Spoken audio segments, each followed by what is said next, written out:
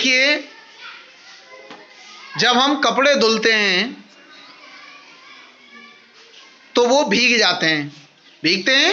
Yes sir. आपकी mummy धुलती हैं या आपकी बहन धुलती हैं या बड़े भैया धुलते हैं तो भीग जाते हैं ना। Yes sir. तो उन कपड़ों को सुखाने के लिए हम कहाँ डालते हैं?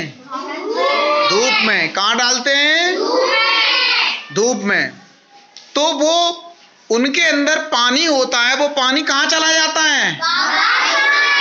पानी बाष्प में या भाप में बदल जाता है, यही तो होता है। तो पानी उसमें से बाष्प में बदल के उड़ जाता है और कपड़े सूख जाते हैं। इसी तरह से बताइए खुशी, तुम जब अपने बालों को धुलती हो तो बाल थोड़ी देर बाद क्या होता है? सूख जाते हैं। सूखते हैं? सूखते हैं बाल आपके। तो वो पानी कहाँ जाता है आपके बालों से? बाष्प में बदल जाता है। तो आज हम बाष्पन के बारे में जानेंगे कि बाष्पन क्या होता है। किसके बारे में जानेंगे? बाष्पन के बारे में। तो जल को जब हम गर्म करते हैं, जल को हम जब गर्म करते हैं तो जल के बाष्प में बदलने की प्रक्रिया को ही जल बाष्प कहते हैं। गर्म करने का मतलब धूप में भी गर्म हो सकता है। जल बाष्प की जो बाष्पन की क्रिया है वो हमेशा होती है ना, लेकिन कुछ कारकों पर वो उसकी जो गति है, उसकी जो दर है, उसमें बढ़ोतरी होती है, यानी तेजी से बाष्पन होता है या धीमे होता है। देखते हैं, आइए बाष्पन क्या होता है। देखिए, ये मेरे पास पानी है।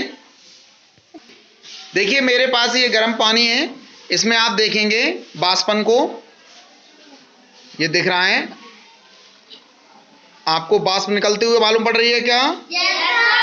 बाष्प निकलते हुए मालूम पड़ रही है। तो ये क्या है? यही जो जल है वो किस में बदल रहा है? किस में बदल रहा है? बाष्प में। किस में बदल रहा है? ये आप देख रहे हैं, ये जल बाष्प में बदल रहा है। इसी को हम क्या कहेंगे?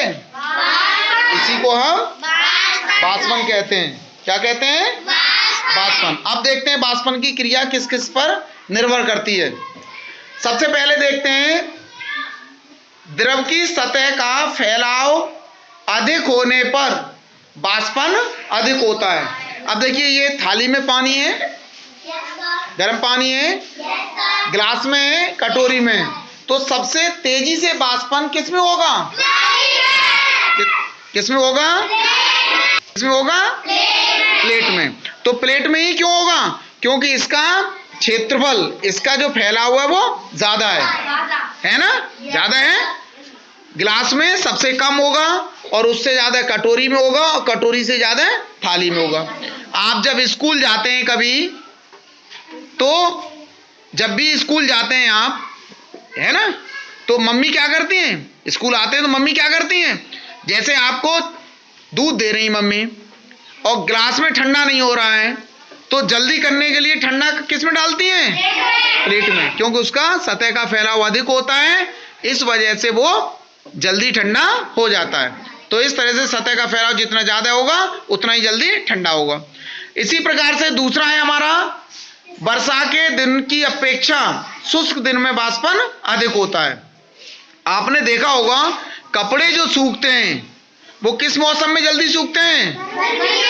गर्मी में, जबकि वर्षा में कम सूखते हैं, क्योंकि वर्षा में जल बाष्प पहले से ही ज्यादा मात्रा में होती है। क्यों होती है? जल बाष्प पहले से ही वर्षा के दिनों में वायुमंडल में ज्यादा होती है, इसीलिए उसको सोने की क्षमता कम हो जाती है। ठीक है ना। तीसरा कारक हम देखते हैं, अधिक ताप में बाष्पन तेजी से होता है। इसके लिए आप देखेंगे कि यदि हम इसी थाली को धूप में रख दें, एक पानी भर के एक थाली में धूप में रख दें और दूसरी थाली में हम उसको छाया में रख दें, तो कौन सा पानी जल्दी बाष्पित होगा? धूप वाला। धूप वाला, क्योंकि धूप में ताप अधिक होता है, तो इस तरह से वो जल्दी ताप में जल्दी बाष्प में परिवर्तित हो जाएगा। तो ताप का भी प्रभाव पड़ता है। समझ में आ गया? समझ में आ गया सबकी में? ठीक, धन्यवाद।